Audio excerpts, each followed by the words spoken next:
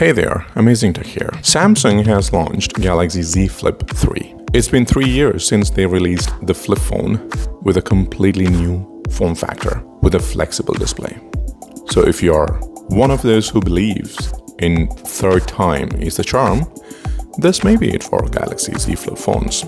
So far, the folding phones have been a space where not many people would have wanted to go. That's because of the compromises involved when it comes to performance, durability, and, of course, price. The phone comes in 7 different colors and with 2 storage options of 128 and 256 GB. Samsung now allows to trade in up to 4 devices until you reach the trade-in limit, which is something that you would want to search your list of gadgets you may want to trade in. This phone comes with 8 GB memory, and I guess that should be good enough for everything this phone might want to do. I've been using this phone since a few weeks, and here is a quick review of this phone. The phone looks largely the same from outside when compared to earlier releases. When folded, it's about 4.2 inches and you can put them in your small jeans pockets. But when open, the display is as large as 6.7 inch and you will be able to do everything like a standard candy bar phone does. This phone is built to last with strong materials. It's sturdy as any premium phones should be. It feels good in the hands, and I don't have any problems so far around the build quality of the phone. Samsung managed to maintain a thin frame, so when you unfold the phone, it's not too bulky in your hands. To top it off, the starting price is $1,000, which is $450 less than the launch price of Z Flip 5G that it replaces. So that puts the Flip 3 at the same price level as many high-end non-folding phones. Looks like Samsung is trying to get the tech in the hands of mainstream users this time around. When it comes to display, as usual, Samsung has put a big display on this phone. Main display has a 120Hz refresh rate. The display does have the crease in the middle as usual, which you can expect from any folding phones with a flex display. I don't really feel disturbed by the crease during my use, just you get used to it.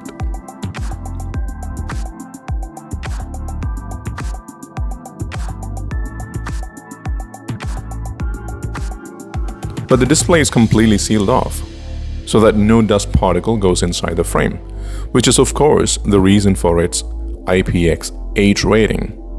Samsung claims that Galaxy Z Flip 3 is the first water-resistant foldable smartphone, and it can hang out in 1.5 meters of fresh water for up to 30 minutes, so it claims.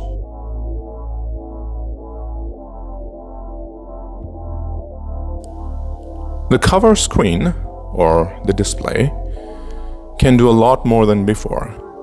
That's the most visible change this time around. It can show the live preview when you're taking selfies with your rear cameras. It also lets you add more clock faces and custom backgrounds to them, which is great. It is more opportunities to interact with notifications and some quick actions. But I would have liked to have the cover screen a tad bigger than what it is now, but end of the day, it is what it is. The form factor is its selling point, and Samsung did not make any major changes to its looks overall.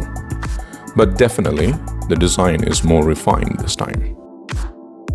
The folding experience is good with an almost loud snap when you close it. Opening the phone with one hand is rather difficult.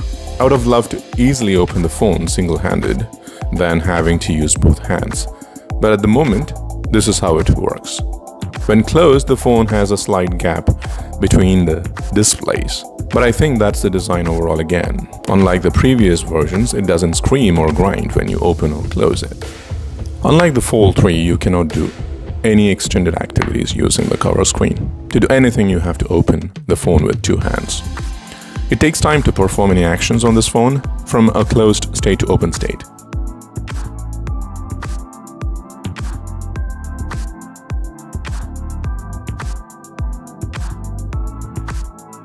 This phone is powered by the Qualcomm Snapdragon 888 octa-core which is the top-of-the-line mobile processor that is currently available in the market. The phone feels snappy and fast. Of course, that's what you would expect from a $1,000 phone. It works with every 5G flavors in the US. Combined with 120Hz display, the actions are smooth, no lag whatsoever.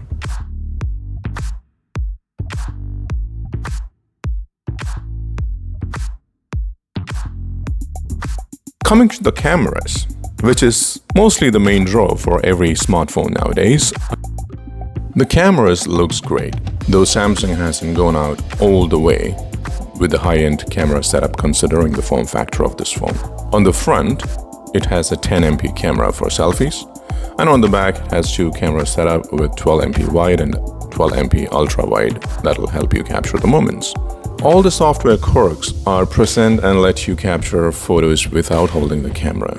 Flex mode will help you take photos more easily. With a steady hand built in, you will be able to take hands-free selfies. The quality of the camera setup is okay.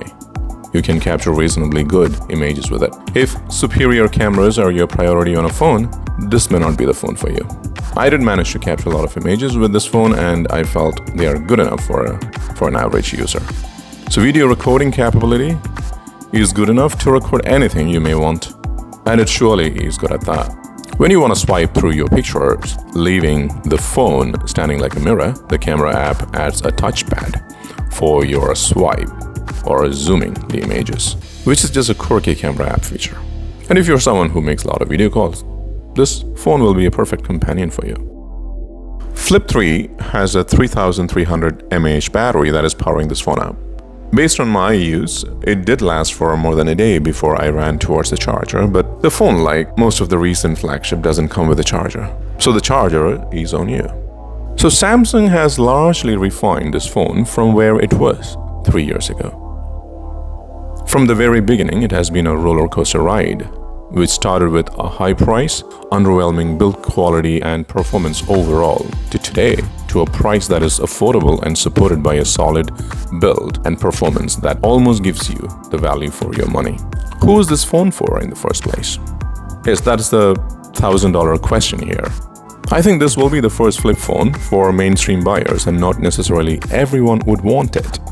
The phone folds into the size of a wallet and opens up to become a full phone.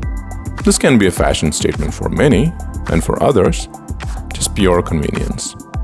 This time around, Samsung has managed to produce a good folding phone that everyone would appreciate. Gone are the days folding phones looked like some sort of a futuristic experiment. This phone takes that experiment to the next level, and hopefully, it will attract more than just the early adopters this time around. Z Flip 3 seemed to be the one to do just that. And thanks for watching.